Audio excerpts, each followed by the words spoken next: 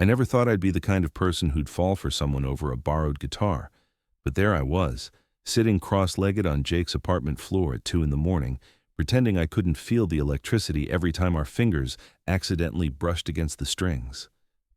It started 3 weeks ago at Marcus's birthday party. I'd been nursing the same beer for an hour, hovering near the snack table like it was my job, when I heard someone playing acoustic guitar in the corner. Not the typical party strumming either. This was good. Really good. The melody was something haunting and original, weaving through the chatter and laughter like it existed in its own private dimension. I found myself drawn across the room, and that's when I first saw him. Jake. He was sitting on the arm of Marcus's couch, head bent over this beautiful sunburst acoustic, completely lost in whatever he was playing. His fingers moved across the fretboard with this confident grace that made my chest tighten. He had dark hair that fell into his eyes, and when he finally looked up, catching me staring like an idiot, he smiled. Not a polite smile, a real one that reached his eyes and made something flip in my stomach. "You play?" he asked, and I should have just said no, should have walked away. Instead, I heard myself say, "I've always wanted to learn." That simple lie changed everything. Jake's face lit up in a way that made me feel both guilty and thrilled. "Seriously? Man, I love teaching. Most people say they want to learn but never follow through. Are you actually interested?" I was interested, all right, just maybe not only in the guitar. "Yeah," I said, trying to sound casual. "I mean, if you're offering." "Hell yeah, here, give me your number, we'll set something up." And that's how I ended up at his place the following Tuesday, my palms sweating as I knocked on the door of apartment 312. When Jake answered, he was wearing an old band t-shirt and sweatpants, his hair messy like he'd just woken up even though it was 7 in the evening. He looked comfortable, lived in, real. It made him somehow more attractive than he'd been at the party. "Hey, come in. Sorry about the mess. I wasn't expecting company until you, so I didn't do my usual panic clean." His apartment was actually pretty tidy, just lived in. Books stacked on the coffee table, a couple of guitars on stands in the corner, plants on the windowsill that actually looked healthy and cared for. It felt like a real person lived here, someone with interests and routines, and a life I suddenly wanted to know everything about. Jake grabbed 2 beers from the fridge without asking, handed me one, and gestured to the couch. "So, full disclosure, I'm not like a professional teacher or anything. I just love playing, and I love when other people get into it too. We'll keep it casual, yeah?" "Casual works for me," I said, and it did. The pressure of some formal lesson would have terrified me. This felt more like hanging out with a friend I couldn't stop watching as he pulled one of the guitars onto his lap and started tuning it. "This is Stella," he said, patting the guitar like it was a pet. "She's a little temperamental, but she's got the best tone. You can use her for now until you figure out if you want to get your own." He handed Stella to me, and I took her carefully, having no idea what I was doing. The wood was warm from his hands. I could smell his cologne or deodorant or whatever it was, something clean and cedar-like that made me want to lean closer. "Okay, so first thing, how you hold it matters." Jake moved closer, adjusting my grip, his hands on mine, positioning my fingers. "There you go. That feel okay?" Nothing had ever felt more okay in my entire life. His touch was casual, instructional, completely innocent, but my skin felt like it was on fire everywhere he made contact. I managed to nod. "Cool. So these are your strings. Low E, A, D, G, B, high E. We'll get you familiar with basic chords first. Start with G. It's kind of a stretch at first, but you'll get it." That first lesson was 2 hours of the most exquisite torture I'd ever experienced. Every adjustment of my finger placement meant his hands on mine.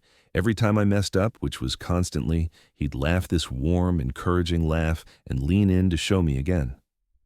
By the time I left, I could barely play a G chord, but I was completely gone for him. The second lesson was when things started to shift. We were working on transitioning between chords, and I was getting frustrated with myself, my fingers clumsy and slow. Jake put his hand over mine on the fretboard, stilling my movement. "Hey, don't get in your head about it. Here, feel this." He pressed my fingers down in the right position, then used his other hand to strum. The chord rang out clean and full, and he was so close I could feel his breath on my neck. "See?" You're doing it. Your fingers know what to do. You just gotta trust them. I turned my head slightly, and suddenly his face was right there, inches from mine. We both froze. The moment stretched out, elastic and charged, and I saw something flicker across his expression. Uncertainty, question, want. Then he pulled back, clearing his throat. Yeah. So, try that a few times. My heart was pounding so hard I was sure he could hear it. I practiced the chord change, my fingers shaking slightly, hyper-aware of every breath, every small movement he made beside me. Something had shifted. We both felt it. Neither of us acknowledged it. The third lesson, Jake suggested we sit on the floor instead of the couch. More room to spread out, he said. We ended up closer than ever, our knees touching as we faced each other, guitars in our laps. He was teaching me a simple finger-picking pattern, and I was actually starting to get it, the muscle memory forming, when my phone buzzed. I glanced at it. My ex, Derek. Again, he'd been texting on and off for weeks, wanting to talk things through, which was rich considering he'd been the one to end things. Jake noticed my expression. You okay? Yeah, just my ex.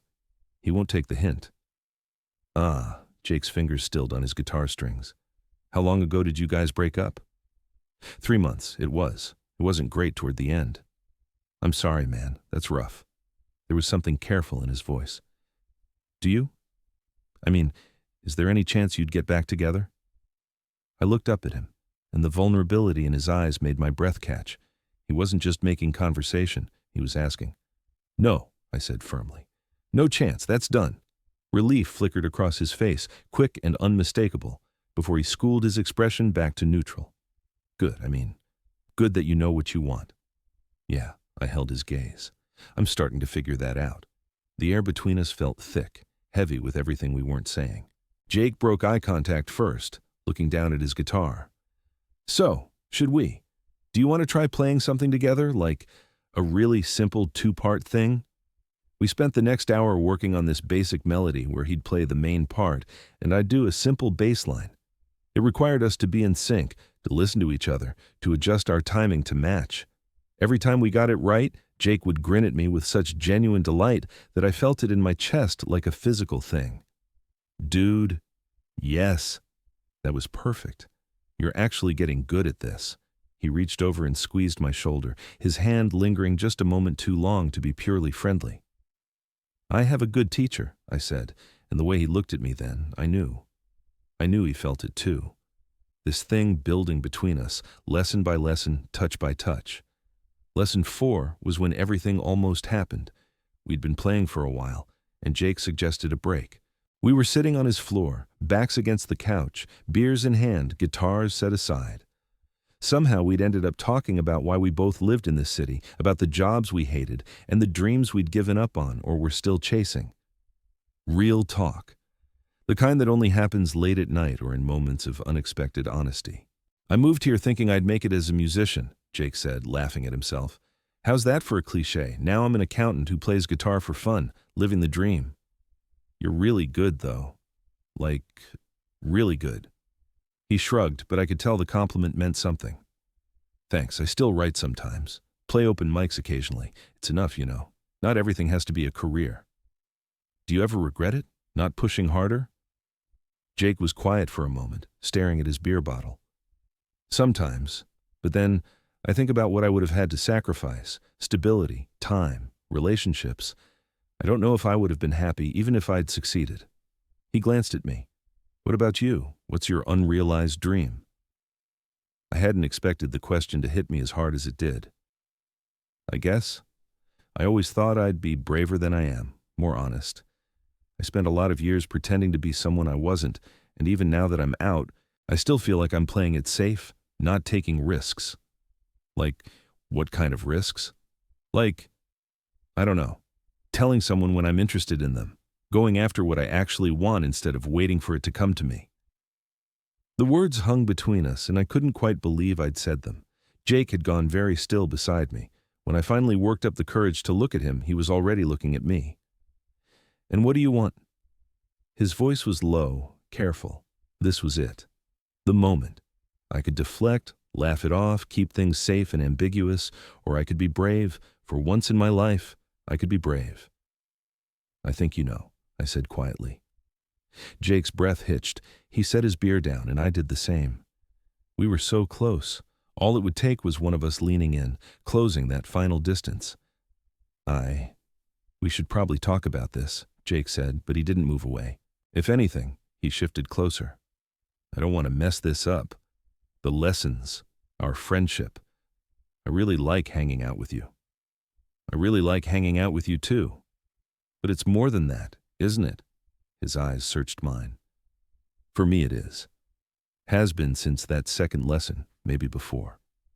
My heart was doing something complicated in my chest. Yeah, it's more than that. Okay. He breathed out, almost a laugh. Okay, so what do we do about it? I reached out, tentative, and touched his hand where it rested on his knee. He immediately turned his palm up, threading his fingers through mine. The simple contact sent electricity up my arm. I think we stop pretending we're just doing guitar lessons. Jake's thumb traced circles on the back of my hand, and the tenderness of it made my throat tight. I'm scared, he admitted. I haven't. It's been a while since I felt like this about someone. I don't want to screw it up. Me neither. But I'm tired of being afraid. We sat there, hands intertwined, looking at each other like we were both standing at the edge of something vast and terrifying and wonderful.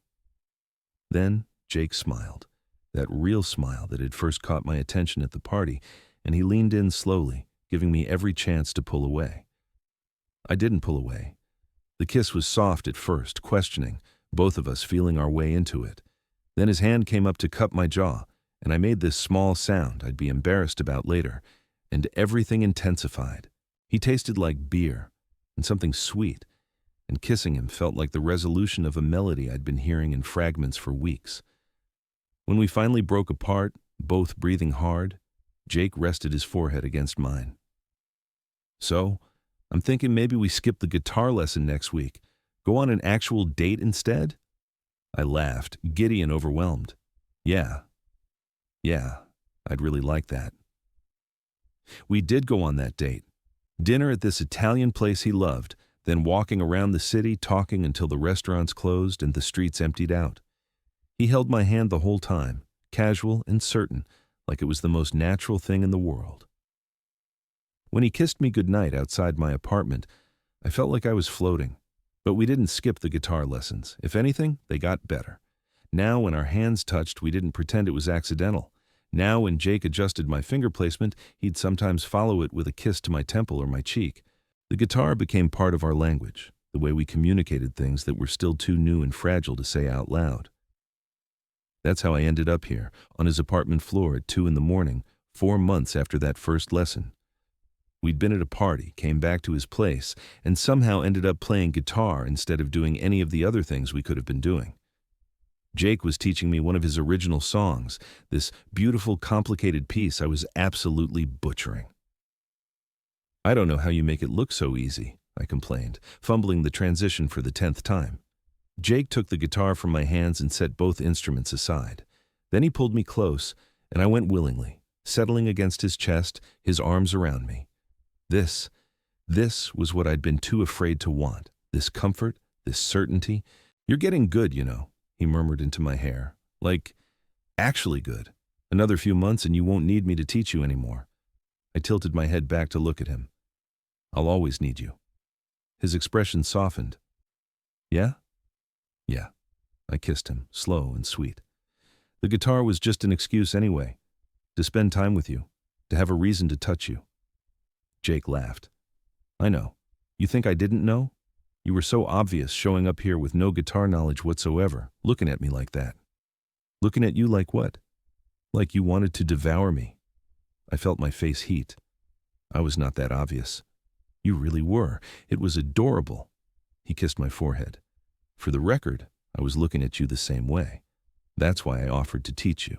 I just wanted an excuse to be close to you. We stayed like that for a while, wrapped up in each other on his living room floor, the guitars forgotten beside us. Outside, the city hummed its late-night song. Inside, we had this perfect, unexpected thing that had grown between us, lesson by lesson, touch by touch. I'd come here thinking I'd learn to play guitar. Instead, I'd learned something far more valuable. I'd learned that sometimes the bravest thing you can do is let yourself want something. Let yourself reach for it. Let yourself believe you might actually deserve it when you find it. And I'd learned that the best melodies are the ones you create together, two separate parts. Finding harmony, hands finding excuses to touch until touching becomes the whole point, the entire song. Total _ char _ count 16,847.